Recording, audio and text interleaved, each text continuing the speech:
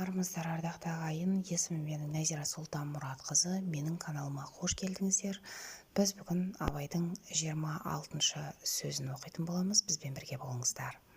Біздің қазақтың қос қанаты алдында келсе, түсірген балуаны жықса, салған құсы алса, қосқан иті өзгеден озып барып ұстаса, есі шығып бір қуанады.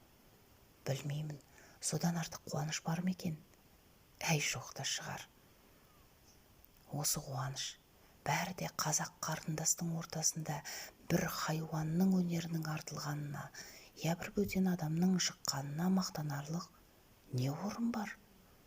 Ол озған, алған, жыққан өзі емес, яки баласы емес. Мұның бәрі қазақтың қазақтан басқа жауы жоқ. Биттей нәрсені бір үлкен іс қылған кісідей қуанған болып, ана өзгелерді ызаландырсам екен демек. Біреуді ызаландырмақ шариғатта харам, шаруаға залал, ақылға теріс. Әшейін біреуді ыза қылмақтың несін дәулет біліп қуанады екен? Жә, болмаса ана ыза болушы соншалық неге жер болып қалады екен? Жүйрік ат кейде ол елде, кейде бұл елде болатұғын нәрсе. Қыран құста, жүйрік ит те, кейде оның қолына, кейде мұның қолына түсетұғын нәрсе. Күшті жігітте үнемі бір елден шыға ма?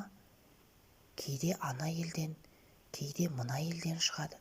Мұның бәрін адам өз өнерімен жасаған жоқ. Бір озған, бір жыққан үнемі озып, үнемі жығып жүрмейді. Соның бәрін біле тұра, жерге кіргендей болып, я бір арамдығы, жамандығы шыққандай, несіне ұялып қорланады екен? Енді осылардан білсеңіз болады. Надан ел қуанбас нәрсеге қуанады. Хам және қуанғанда не айтып, не қойғанын, не қылғанын өзі білмей, есі шығып, бір түрлі мастыққа кез болып кетеді. Хам ұялғандары ұялмас нәрседен ұялады, ұяларлық нәрседен ұялмайды.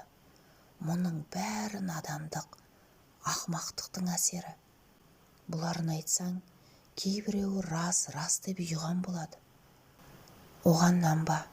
Ертең ол да әлгілердің бірі болып кетеді. Көңіл көзі жетіп тұрса да, хайуан секілді әуелгі әдетінен бойын тоқтата алмайды.